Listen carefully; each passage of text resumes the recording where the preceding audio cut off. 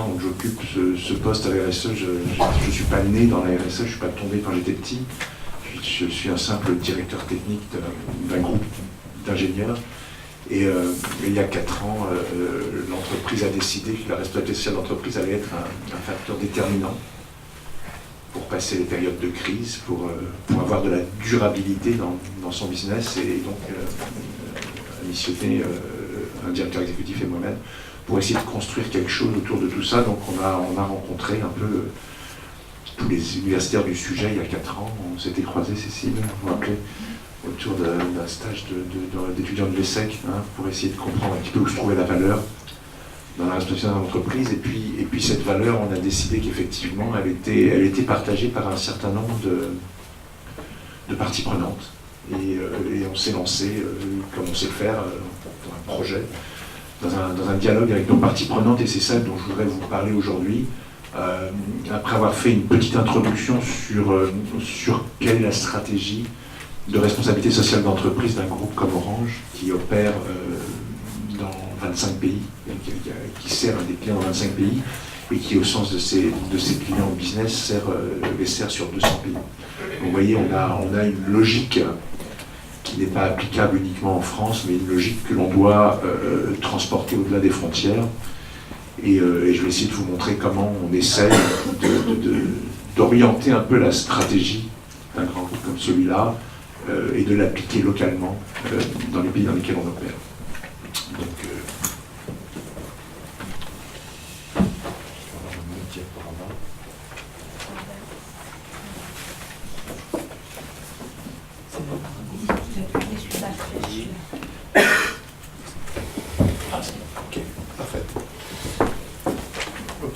Donc j'ai essayé de scinder ma présentation en 4 parties. Une première où je vous présente la stratégie du groupe, et je serais plus que ravi de vous voir réagir à ça. Comment la responsabilité s'applique à un opérateur de télécom. On ira voir ensuite la notion de dialogue partie prenante, et je vous montrerai tout ce qu'on a mis en œuvre et comment on le déplie de pays à pays. On fera un focus sur les fournisseurs, et puis la dernière partie qui m'a été commanditée, c'est le partage de la valeur, où là je serai beaucoup plus humble, mais comme on est les premiers dans le groupe à essayer de visualiser comment cette valeur se partage dans le groupe, je vous en donnerai un petit peu le contenu, et en particulier je vous parlerai des résultats 2012 qui sont tout frais sortis, vous les avez en avant-première, puisqu'on les publiera pour l'assemblée des actionnaires dans un mois. Voilà. Alors, d'abord, partage avec vous de ce qu'est la stratégie d'un grand groupe, d'abord des actions purement transverses, et puis en dessous, vraiment des engagements sur lesquels on est positionné. Des actions purement transverses qui font que la RSE peut exister dans un groupe qui a 170 000 personnes, et des thèmes qui sont très transversaux. Alors j'ai mis le premier, qui est le dernier né finalement pour moi, qui est le terme des droits de l'homme. Exigence fondamentale, on a vécu un certain nombre de révolutions ces derniers temps dans le Moyen-Orient, dans les pays arabes, un peu partout.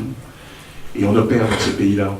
Et on a été confronté directement, ça a été de plein fouet, la liberté d'expression était un certain nombre d'indicateurs auxquels le groupe se conformait, et pensait être juste propre sur lui en disant qu'effectivement, nous respectons les droits de l'homme, nous respectons la liberté d'expression. Et puis on s'est retrouvé dans des pays où le gouvernement local, essayant de sauver sa peau, nous a imposé de communiquer à travers nos réseaux, nous a imposé de couper nos réseaux, nous a imposé de soutenir certains partis politiques et pas d'autres.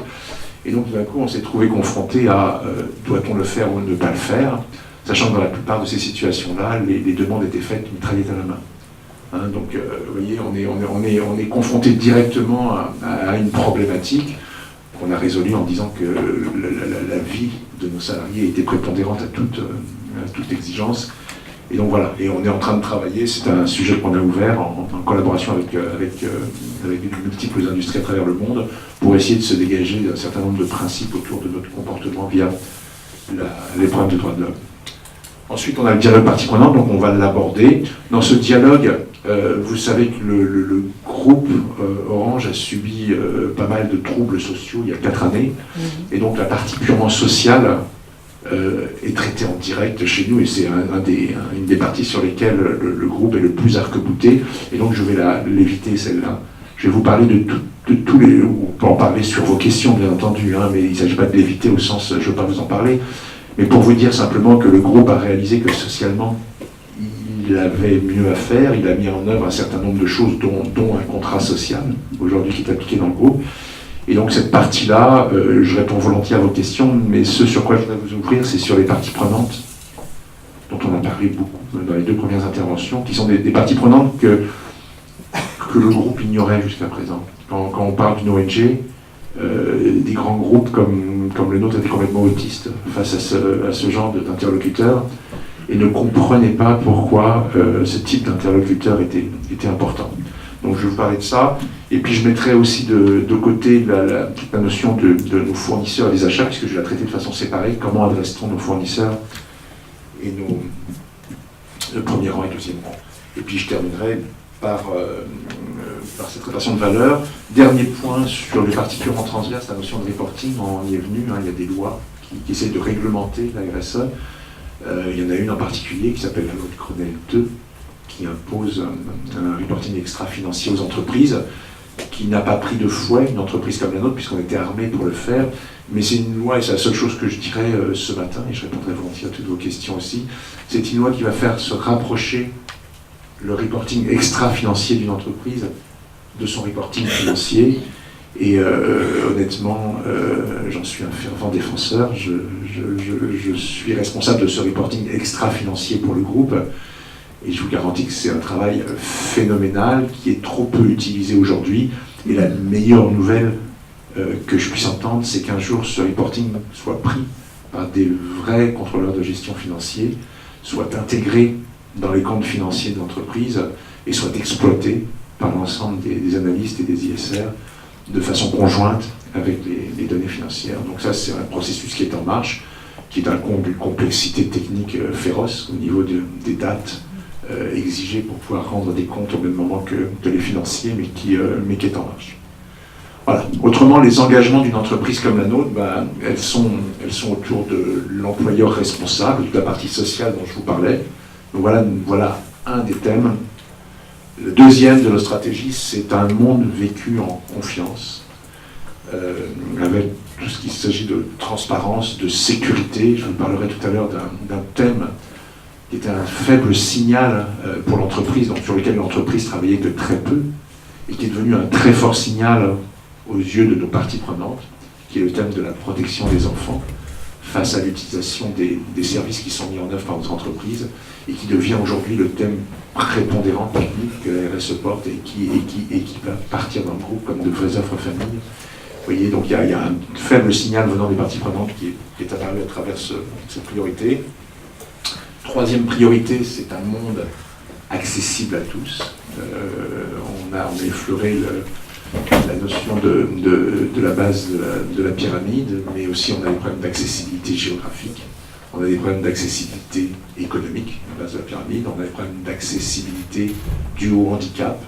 C'est un certain nombre de sujets que l'on essaye de regarder à travers la responsabilité de l'entreprise et de voir si on ne devrait pas faire des efforts. Est-ce que ce n'est pas la responsabilité de l'entreprise de donner accès à cet ensemble de populations défavorisées à nos services, sachant que les services, on en parlera tout à l'heure aussi, ces services commencent à devenir proches des services un peu indispensables dans certaines régions, telles que peuvent l'être l'eau et l'électricité. Et puis, dernier sujet de stratégie, on donnerait le monde éco-citoyen. Pas le monde citoyen, mais on va dire éco-citoyen. C'est un cycle pour essayer de regrouper tous les efforts environnementaux que l'on fait autour de nos produits et services et autour de nos réseaux. Donc voilà ce que c'est que, tel qu'on a compris dans une première écoute partie prenante, quelle devrait être la responsabilité d'une entreprise. Je vais essayer de vous donner quelques définitions de la RSE, on a entendu ce matin. Je les achète toutes, hein. Clairement c'est bien celle-là, mais je vais essayer de vous en donner d'autres à travers la mise en pratique de ce qu'est la RSE. Alors ces 4 engagements se déclinent en 8 priorités, qui sont issus donc vraiment d'une écoute partie prenante et à la fois d'une vision de ce que devrait être la responsabilité de l'entreprise. Donc on va les décliner rapidement. La première, qualité de service. l'entreprise Orange est une entreprise qui fait face à ses clients tous les jours. Et donc voilà une première définition de la RSE. Faire de la RSE, c'est faire bien ce qu'on est supposé faire tous les jours. Est-ce que ça, vous le prenez en tant qu'universitaire? Faire la RSE, c'est faire bien ce qu'on fait tous les jours. C'est-à-dire que le cœur du métier d'entreprise, c'est être responsable. Faire bien ce que l'entreprise est supposée faire, c'est être responsable. Ça étonne beaucoup les gens. Ça veut dire que le cœur du business de l'entreprise, c'est être responsable. Ça veut dire que l'entreprise, si elle fait bien son travail, et comme M. Jourdain faisait de la RSE sans le savoir. Donc la première définition, c'est la plus difficile à faire comprendre par l'entreprise en interne, puisqu'elle pensait qu'elle gérait elle-même ces priorités-là. Or non, on vient rajouter des couches de responsabilité sur notre relation client. Deuxièmement, donc, c'est la responsabilité sociale elle-même, placer l'humain au cœur de l'entreprise. La troisième, qui aborde beaucoup plus le win-win dont parlait Cécile ce matin, c'est de dire on opère dans un certain nombre de pays. J'essaierai de vous donner des illustrations parce que c'est des choses qui m'ont frappé au moment où j'ai pris ce poste-là, des choses qui sont aberrantes. Et ce côté, on vient développer des produits et des services dans un pays où le niveau social est très bas. Il y a une vraie responsabilité de l'entreprise de pouvoir développer socialement et économiquement les pays dans lesquels ils opèrent, de façon à ce que le pays puisse grandir à travers l'installation de l'entreprise dans ses frontières. Voilà. Ensuite, toute la partie d'éco-conception. Si on demande à la société d'être responsable au niveau environnemental, il faut que nos propres produits le soient. Donc toute la notion de pouvoir sortir un ensemble de produits et services qui soient éco-conçus fait partie de nos priorités. La suite, recyclage des mobiles, ça fait partie aussi du domaine environnemental, mais ça, c'est pas une priorité qui nous est venue de nos écoutes avec les parties prenantes. C'est vraiment une vision de l'entreprise de dire qu'on a mis sur le marché, toute entreprise confondue, quelques milliards de téléphones mobiles, que ces téléphones mobiles, je vais faire un peu surgir en vous votre responsabilité sociale individuelle, que ces milliards de téléphones, plus des 3/4 d'entre eux sont assis dans vos tiroirs, à ne rien faire, à attendre à être probablement donnés à une nouvelle génération, à je ne sais quoi, parce qu'ils sont devenus des objets précieux pour vous.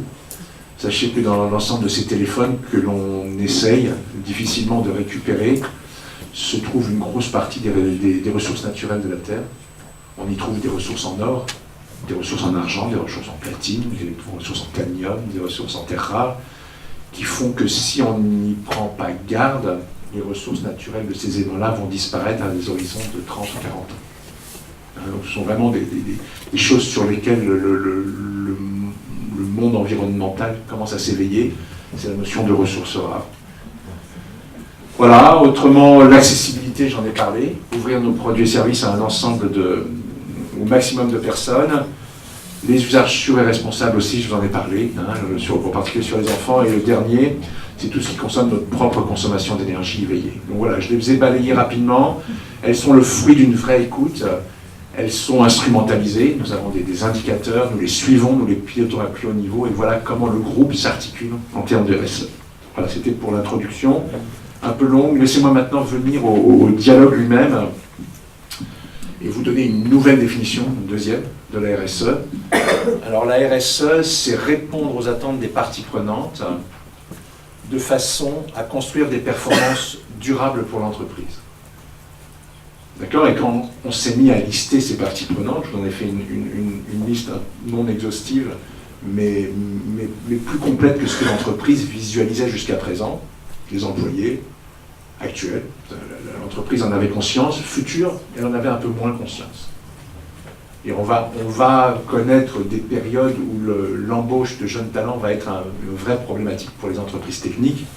Et donc, travailler avec les étudiants, travailler avec nos futurs employés, c'est quelque chose qui est important d'engager dès maintenant. Et donc voilà une ouverture qui a été faite. Les clients, c'est évident que toutes les entreprises le font, les fournisseurs, les investisseurs. Et là, on commence à devenir un peu plus exotique et où vraiment on a rentré la notion de partie prenante de la société civile, des communautés locales, des autorités publiques. Là aussi, il y a des relations qui sont business as usual, avec un ensemble d'interlocuteurs de cette nature, mais qui ne sont jamais ouverts sur ce que devrait être la responsabilité de l'entreprise. Et puis, je vous l'ai dit aussi tout à l'heure, les organisations non gouvernementales, là aussi, le groupe était autiste sur ce genre d'interlocuteurs et ne comprenait pas le besoin. Alors, partant de là, on s'est dit, on a touché quelque chose, on va aller un cran plus loin. On est venu sur une vision de ce que pourraient être les parties prenantes d'une entreprise. Je ne vous demande pas de les lire, hein. Et on ne va pas les lire une par une, mais c'est pour vous dire que si on commence à rentrer dans l'exercice de dénombrer un peu quelles sont toutes les parties prenantes d'une entreprise, on arrive à plus d'une centaine de parties prenantes que j'ai catégorisées en trois grosses parties. Les autorités. On opère en France, on a des relations conventionnelles avec les autorités, on opère en Côte d'Ivoire. Vous savez que la relation avec les autorités sont complètement différentes et il n'est pas question de travailler dans un pays comme la Côte d'Ivoire si on n'est pas en relation avec les autorités. Donc les autorités, tous les ministères concernés, mais toutes les associations de réglementation, toutes les actions de normalisation, ce sont des gens qui sont très importants. La deuxième catégorie, c'est la société civile. Et là, encore une fois, c'est la partie des parties prenantes qui était la moins visitée par les entreprises il y a encore quelques années. Donc on va avoir tous les leaders d'opinion, tous les médias, les ONG, tous les universitaires, qui sont des gens qui nous font progresser et qui font progresser l'entreprise dans son domaine de responsabilité. Et puis vous avez toute la partie business as usual, ce qui est en orange sur ce graphe, qui est abordée de façon traditionnelle par l'entreprise, par toutes les directions métiers, mais sur lesquelles on va venir avec un discours différent. Et le genre de rencontre qu'on va faire avec les fournisseurs et les clients habituels va être sur un domaine qui n'est pas business as usual, qui est un domaine sur lequel on va les entraîner sur des domaines de responsabilité qui ne sont pas du business traditionnel et sur lesquels nos interlocuteurs internes ont été très déroutés dans un premier temps et ont acheté bien sûr dans un deuxième temps puisqu'ils avaient, grâce à ces dialogues, un peu renforcé les liens qu'ils avaient avec leurs interlocuteurs traditionnels. Donc voilà pour une cartographie. Comment on va les écouter? Alors trois méthodes d'écoute. La première, celle que les entreprises ont lancée avant que la responsabilité grandisse au sein de ces entreprises, c'est de dire, TNS Sofres, grande entreprise de sondage, on va lancer ces sondages. Alors c'est vrai qu'on a des résultats quantitatifs, mais les questions, vous savez bien, à travers ces sondages sont très fermées, et le lien que vous pourriez créer avec votre partie prenante n'est pas vraiment établi. Ils sont indispensables parce qu'ils nous donnent la notion quantitative d'une valeur qu'on essaye d'analyser une demande, mais ils ne sont pas suffisants. Donc on a mis en œuvre, et c'est ça qui est nouveau, deux types de dialogues bien différents. Le premier qui se fait face à face. À chaque fois, on a tourné, vous le verrez tout à l'heure, dans une vingtaine, une trentaine de pays. À chaque fois, je pars, je m'installe dans le pays pour une semaine ou deux, et j'ai une série de 20 à 30 entretiens quotidiens, tous les jours, et on interpelle comme ça un certain nombre de parties prenantes qu'on vient sélectionner dans la matrice que je vous ai présentée tout à l'heure. D'accord? Pays par pays, la sélection n'est pas la même de pays à pays, et on intervient. Alors il faut un tout petit peu outiller ces dialogues de façon à pouvoir en sortir la substantifique moelle, mais on intervient face à toutes les autorités, face à toutes les parties prenantes de société civile et face à tous les business partners. D'accord? Et puis le dernier qui est un peu semi-qualitatif, semi-quantitatif, qui sont des panels sur des sujets de responsabilité qui sont un peu controversés. Un bon moyen d'adresser le problème dans un environnement, c'est de réunir toutes les parties prenantes dans un seul lieu et puis de les faire réfléchir, de monter une sorte de brainstorming avec eux sur les thèmes et d'essayer d'extraire. Voilà, donc voilà les thèmes, la façon dont on les aborde. La façon maintenant, là, je vais vous rentrer un tout petit peu dans le titre, c'est important parce que vous allez voir les résultats que l'on sort sont assez instructifs. On essaye de voir sur un thème déterminé qui sont les priorités que je vous ai présentées, quelle est la vision interne de l'entreprise. Donc il y a déjà un partage entre la RSE, petite entité dans une entreprise, et l'ensemble de l'entreprise, pour dire, voilà, donnez-nous vos priorités, donnez-nous vos avis sur ce qu'elle devrait être la responsabilité de l'entreprise, vision interne. Et puis vision externe, comme je vous le disais, on rencontre des gens, ça dure assez longtemps, on les rencontre un par un, on en ressort la résultante, la substantifique moelle de tout ce qu'on a entendu, et puis on fait une analyse comparative. Première analyse comparative, sur laquelle je vais essayer de vous donner un exemple, c'est le gap, l'analyse de la différence qu'il y a entre la perception interne et la perception externe. Et c'est un outil essentiel à l'intérieur de l'entreprise pour convaincre l'entreprise de changer de stratégie, de changer de direction, de mobiliser son marketing, qui est souvent, très souvent face à nous. Hein. L'appréhension marketing d'une entreprise qui vend des produits et services n'est pas toujours responsable, entre guillemets, donc on est très souvent face à eux. Et honnêtement, cette analyse de différence entre la vision interne et la vision externe nous permet de bien mettre l'entreprise face à ses responsabilités. Et puis bien sûr, derrière ça, on essaie d'extraire des priorités que je viens de vous dérouler, les 2 ou 3 priorités qui sont vraiment les plus prioritaires et qui demandent vraiment un plan d'action derrière. Et c'est en ça que l'entreprise est en train de se modifier petit à petit. Elle met en œuvre des plans d'action qui sont issus de ce dialogue et qui sont de vraies attentes de ces parties prenantes. Alors, le dialogue est instrument, je vais passer rapidement, mais des lignes priorités, on a essayé d'établir une sorte de script, de scénario de dialogue qui est à l'intérieur de ce transparent. Je pense que vous garderez le contenu, donc je ne vais pas passer à travers, mais on déroule un scénario, hein, on a pour 1 heure, 1 heure et demie d'entretien, qui passe à travers toutes les données qui sont écrites ici et qui les mesure.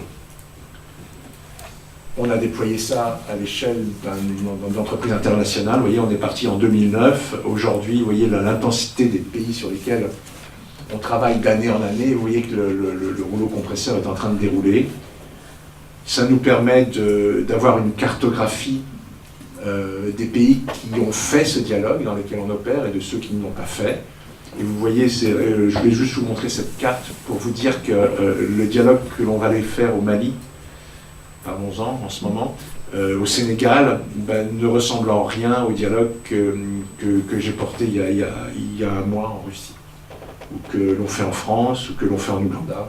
Vous voyez que les problématiques, et c'est ça que je vais essayer de vous faire ressortir, sont différentes de pays à pays, même si on est appuyé sur exactement les mêmes valeurs, la même stratégie qui vous a été présentée tout au début. Alors, première illustration que je vais essayer de vous montrer, c'est peu importe le pays dans lequel ça a été fait, c'est l'illustration donc de l'analyse du gap entre l'interne et l'externe. Si je prends l'ensemble des priorités qui ont été comprises en interne et priorisées, et que je les compare sur le même graphique à des priorités qui ont été priorisées en externe. Si l'interne, si les parties prenantes internes et les parties prenantes externes disent la même chose, toutes les priorités doivent se trouver sur la diagonale. D'accord? Tout va bien, mathématiquement. Hein, si on dit la même chose, on se trouve sur la diagonale. Si on ne dit pas la même chose, on est à l'extérieur de la diagonale. Si vous êtes dans la partie bleue de mon graphique, ça veut dire qu'en interne, les gens ont pensé que ces priorités étaient plus importantes que ce qu'on a dit les parties prenantes externes. Si vous êtes sur la partie rouge de mon diagramme, ça veut dire que les parties prenantes externes ont pensé que c'était plus important que ce qu'on pensait en interne. Vous voyez le poids de l'information qu'on tire à partir de là. Vous pensiez, alors on va prendre un exemple, vous pensiez que vous faisiez bien votre relation client, on est en Russie. Hein, et on est dans un pays où donc la relation client n'existe pratiquement pas ou pas encore. On vient avec une culture européenne, une culture française, on se dit tiens, on va installer de la relation client de qualité, on pense que c'est bien fait. Les parties prenantes externes disent non, vous en faites, mais vous n'en faites pas assez. Faites-en plus, faites-en beaucoup plus. On attend de vous, entreprise européenne, que vous nous appreniez ce mode de gouvernance, que vous nous appreniez ce mode de fonctionnement. Et donc votre responsabilité en tant qu'entreprise étrangère installée en Russie, ou installée en Ouganda, ou installée en Arménie, c'est de nous apporter vos valeurs, parce qu'on pense que c'est des bonnes valeurs. Là, je suis en train de vous lire les verbatims qu'on entend petit à petit, et continuez dans ce sens-là. N'en faites pas un sous-produit parce que ce n'est pas existant chez nous. Faites-en un vrai produit de cette relation client. Voilà une première information, et je vous garantis qu'en entendant ça, la direction du pays change de braquet sur ce genre de pratique. Alors, deuxième exemple, en sens inverse, la philanthropie. Philanthropie comme une partie de notre responsabilité d'entreprise. On fonctionne dans l'entreprise Orange avec 2 grosses unités, c'est la philanthropie et la responsabilité d'entreprise. on essaye de bien distinguer les attendus. Je vais mettre le nez dans le chiffon rouge que nous a agité Cécile. La philanthropie ne s'occupe pas du business de l'entreprise. Les missions que j'ai eues, c'est vraiment de travailler pour le business de l'entreprise. Et donc on se distingue bien, et pourtant, on pose la question aux pays dans lesquels on opère, est-ce que vous préfériez voir l'entreprise Orange être très active en termes de philanthropie, ou préféreriez-vous que l'entreprise vous apporte les moyens de vous développer vous-même à travers sa responsabilité d'entreprise? Si je le dis plus simplement, préfériez-vous qu'on vous amène des poissons, vous, village de pêcheurs, ou préféreriez-vous qu'on vous apprenne à pêcher? D'accord? La perception en interne était de dire oui, c'est important, il y a beaucoup de catastrophes naturelles, il y a beaucoup de villages isolés, il y a beaucoup d'inondations. Oui, venez avec votre argent de philanthropie, venez nous aider. La perception des gens en externe, c'est de dire non. Non, la philanthropie, d'accord pour l'urgence, mais derrière, donnez-nous les moyens de nous rétablir nous-mêmes. Donc vous voyez, là aussi, il y a des messages importants qui sont ressortis d'une analyse du dialogue et qui n'étaient pas perçus en interne et qui n'est pas perçu non plus par le corporate de l'entreprise qui, elle, ne mesure pas du tout ces choses-là. D'accord? Donc voilà un exemple. Alors le deuxième outil, et j'en aurai fini avec le dialogue, le deuxième outil, c'est d'essayer de donner de la matérialité à ce que l'on entend. Vous imaginez bien que quand je passe une semaine dans un pays et que je requiers un millier de verbatims qui remontent vers moi, comment on les priorise? Donc c'est cette notion de matérialité en responsabilité d'entreprise. À partir du moment où vous interrogez la totalité, vous voulez avoir l'exhaustivité de vos parties prenantes, il va falloir sélectionner ce qui fait sens pour l'entreprise et ce qui ne fait pas sens pour l'entreprise. Cette matérialité est l'association de ce qu'on entend et ce qui fait sens pour le business de l'entreprise. Si on essaye de les tracer, sur un axe vous mettez les priorités des parties prenantes, sur l'autre axe vous mettez les priorités de l'entreprise, vous arrivez à cette matrice de matérialité que vous avez sous les yeux, qui vous donne en haut à droite les éléments qui sont le plus importants pour vos parties prenantes et qui font le plus de sens pour l'entreprise. Et on est d'accord que c'est cela qu'on va prioriser. Donc passant de pays en pays, on arrive à sélectionner une, deux ou trois priorités. Je vous donnerai les résumés de tout ça tout de suite. Donc je ne m'appuie pas sur les points que vous voyez, mais juste sur de la méthode pour vous montrer que face à une responsabilité d'entreprise qui se déroule sur 7 ou 8 priorités, dans chacun des pays dans lesquels on opère, on va aller sélectionner une, deux ou trois priorités sur lesquelles on va essayer de motoriser le pays sur le sujet, en y mettant des moyens, en y mettant des plans d'action, en y mettant des projets, etc. etc. D'accord? Donc voilà pour la méthode. Alors, les résultats, puisque mon temps est en train de se raccourcir, vous les avez ici. Vous les avez région par région. On s'est rendu compte que, comme je vous le disais, l'Afrique et l'Europe de l'Ouest, c'est pas du tout la même chose. Et en particulier, si je prends le cas de l'Europe, les priorités numéro 1, c'est ma première définition de la RSE. Faites bien ce que vous êtes supposé à faire. Donc, priorité numéro 1, soyez bon dans votre relation client. Priorité numéro 2, c'est accompagnez-nous sur l'éducation des enfants et sur tout ce qui est sécurité autour de l'utilisation de vos services. Donc ça, c'était un signal faible il y a 2-3 ans, qui est remonté sur le dialogue et qui aujourd'hui est une action prioritaire du groupe. Donc ça, c'est l'Europe. Si je pars en Afrique subsaharienne, priorité numéro 1, innover avec nous. Apportez-nous, grâce aux technologies de l'information, des éléments pour développer notre propre industrie, notre propre agriculture, notre propre santé. Aidez-nous à comprendre ce que vous faites, à le maîtriser et à développer notre propre industrie. Vous voyez, ça n'a rien à voir avec ce qu'on demandait du côté de l'Europe. Priorité numéro 2, c'est l'accessibilité. Nous sommes dans des régions où il y a une capitale et beaucoup de villages. Aidez-nous à rendre ces villages accessibles grâce aux moyens de télécom. Voilà, si je vais au Maghreb et au Moyen-Orient, c'est l'accessibilité qui est remontée en premier. Et si je vais en Moldavie, en Arménie, qui sont nos pays d'Europe de l'Est les plus pauvres, sachez que l'Arménie et la Moldavie, essentiellement la Moldavie, est beaucoup plus pauvre que tous les pays de l'Afrique subsaharienne que vous pouvez imaginer. Et c'est un crève-cœur parce que ce sont des pays dans lesquels l'éducation est de très haut niveau. L'ensemble de la population est Bac+4. Et pour autant, il crie famine tous les jours, il n'y a pas d'emploi, tous les jeunes partent du pays, c'est une horreur. Et vous voyez qu'on arrive dans un pays comme ça, la responsabilité de l'entreprise d'y mettre des moyens de télécom pour aider les jeunes à rester au pays. Première priorité, c'est phénoménal. Il y a une résonance phénoménale avec ce genre d'action à l'intérieur d'un pays. Il y a deux, un gain phénoménal pour tous les jeunes qui peuvent développer leur entreprise grâce à une simple ISO Internet. Une simple ISO Internet pour quelqu'un qui a le niveau d'éducation d'un Moldave est suffisante pour développer un business en Moldavie. Donc voilà un petit peu comment le dialogue participatif permet de nous prioriser dans les différents pays. Voilà, alors je vais sauter ce dialogue, on l'instrumentalise sur des thèmes spécifiques, mais c'est un peu anecdotique par rapport à ce que je viens de raconter. Laissez-moi vous parler des fournisseurs, où là, la problématique de l'interaction avec les fournisseurs est très complexe, puisque, vous le savez, on a deux types d'achats. Les achats locaux, dont la responsabilité est traitée à travers le dialogue que je viens de vous représenter, puis les achats qui sont corporate, qui eux sont des achats énormes, sur lesquels on est maintenant associé avec Deutsche Telekom pour les faire en commun. Donc vous voyez, on déroule des rouleaux compresseurs d'achat, de façon à commander en groupe, de façon à réduire les prix, à augmenter les performances, à réduire la consommation d'énergie, etc., etc. Et là, tout d'un coup, on se trouve confronté à un certain nombre de fournisseurs. Vous savez que le poumon industriel du monde a été basculé vers l'Asie, en particulier vers la Chine. Et vous avez vu aussi un certain nombre de choses pas très belles qui se sont passées à l'intérieur des industries des fournisseurs chinois.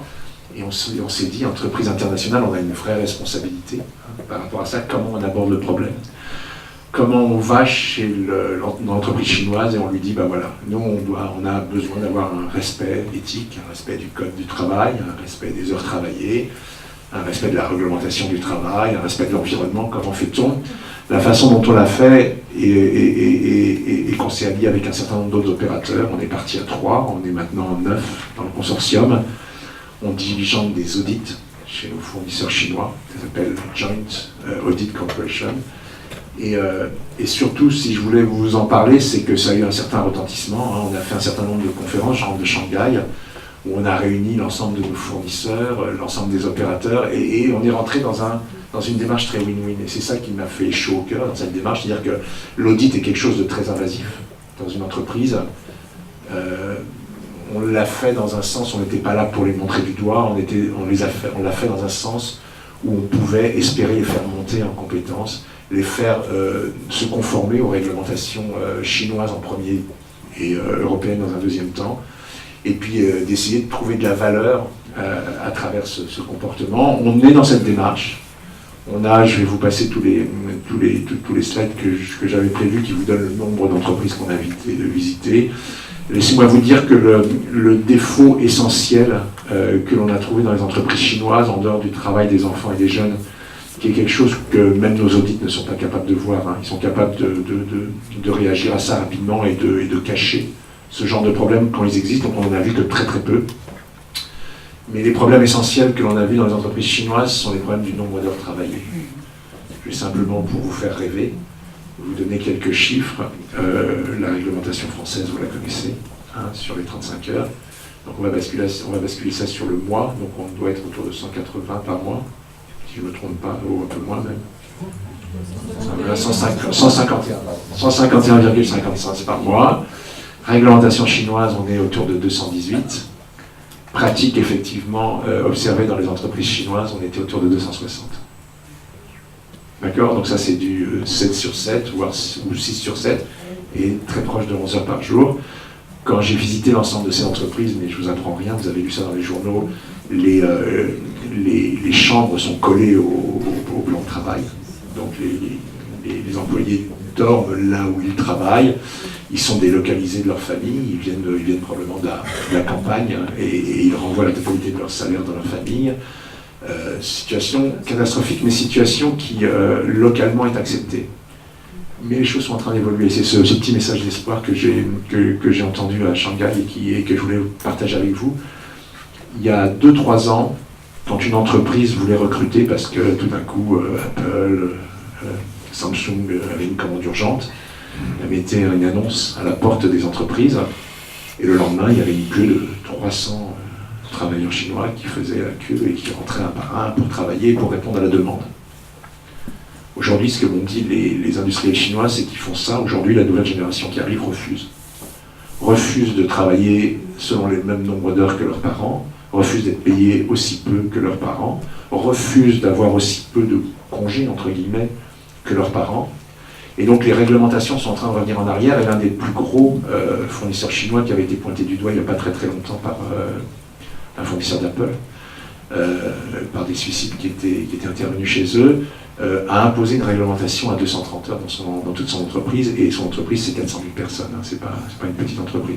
Donc voilà, les choses sont en train de changer, et pour vous faire sourire, les questions que j'ai eues quand je me suis trouvé face à ces panels, c'est de dire, ok, on a rendu de la liberté aux travailleurs, on a payé leurs heures supplémentaires.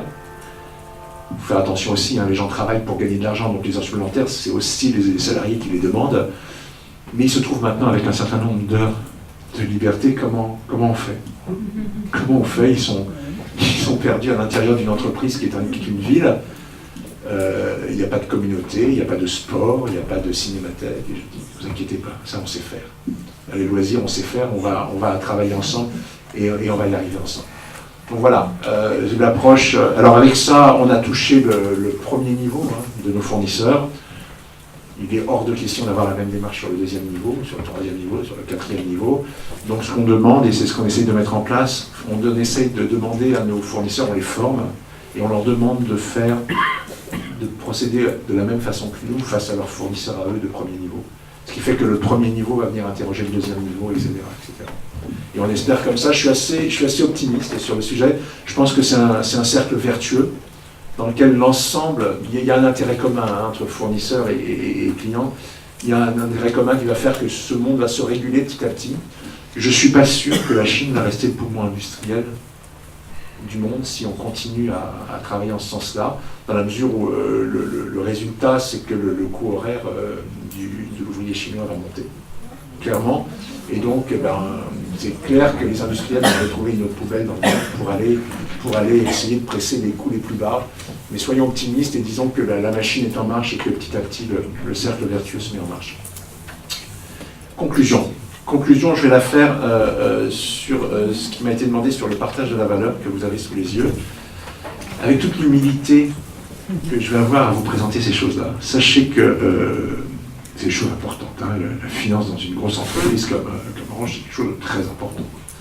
C'est piloté par la direction financière, par une kyrielle de commissaires, de contrôleurs de gestion. Et donc ce schéma qui vous, en gros, vous donne la répartition de la valeur, hein, entre les gains de l'entreprise et puis toutes ces parties prenantes. Ça fait 4 ans que je le mets en œuvre et que personne avant dans l'entreprise ne l'avait mis en œuvre. C'est-à-dire qu'il y a bien sûr des gens qui s'occupent des investisseurs, bien sûr il y a des gens qui s'occupent de réduire la dette de l'entreprise, bien sûr il y a des gens qui s'occupent de la rémunération des salariés, mais à aucun moment, et c'est là que je vais peut-être sortir un peu de la ligne jaune, à aucun moment l'entreprise n'a utilisé cette vision, celle que vous m'avez demandé finalement, hein, pour mon intervention, qui est de comment se répartit la valeur. À aucun moment, à moins que je ne s'en sois pas au courant, l'entreprise ne pilote sa répartition de valeur sur cette répartition globale entre toutes ces parties prenantes. Il est clair que l'entreprise pilote partie prenante par partie prenante, mais juste à titre d'illustration, vous savez, j'ai essayé de voir un petit peu ce qui s'est passé depuis que je publie ces schémas-là, que je les publie contre vents et marées, hein, puisque c'est une vision que l'entreprise a du mal à faire vivre. Elle commence à s'y habituer, et je pense qu'elle va prendre la main dans l'année qui vient ou dans les années qui vont venir. Mais vous voyez que, alors sur les employés, la part qui était dévouée aux employés sur les 3 dernières années n'a pas changé. C'est-à-dire que la crise, et c'était ça le message, n'a pas fait plonger la part donnée aux employés. Donc, premier grand satisfecit pour l'entreprise. Qui a payé le prix de la réduction du chiffre d'affaires, hein, j'ai essayé de vous les mettre ici, un petit peu les fournisseurs, hein, puisqu'on essaye de réduire les prix à travers tout ce qu'on met en place au niveau du sourcing et à travers ce qu'on va développer. Pour autant, on maintient un niveau d'investissement. On va y retrouver aussi chez les actionnaires. Vous avez vu que l'entreprise a réduit son coupon suite aux difficultés économiques. Donc on va les retrouver un tout petit peu là.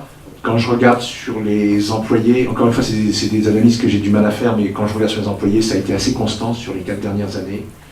Et donc voilà un peu comment se répartit la valeur.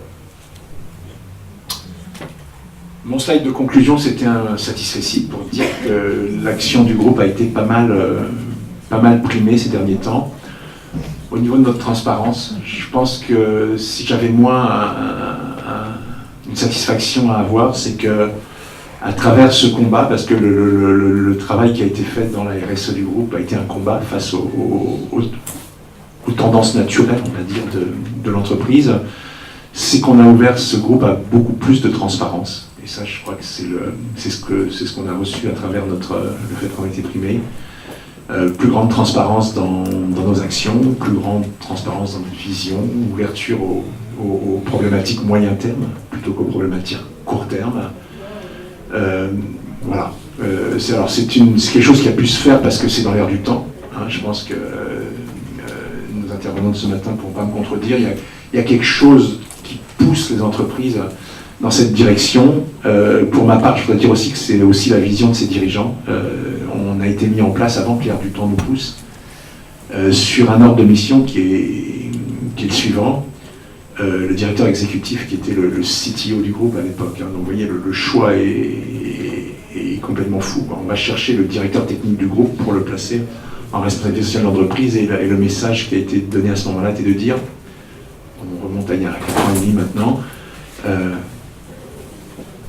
dis-moi ce qui le président du groupe, donc ça s'adresse au CTO, et lui dit, dis-moi ce que je dois faire en termes de RSE, je sais pas bien. Mais je sais que ça va être important quand on aura passé cette crise. Donc voilà un peu la lettre de mission avec tous les coups des franges pour pouvoir agir sur une entreprise comme celle-là. Et c'est pour ça que je voulais terminer par cette récompense, parce que ça a vraiment été une montée vers ce genre de compétences que je situerai essentiellement pour l'instant en termes de transparence. Voilà. Et bien sûr, je réponds à toutes vos questions. Eh bien, merci.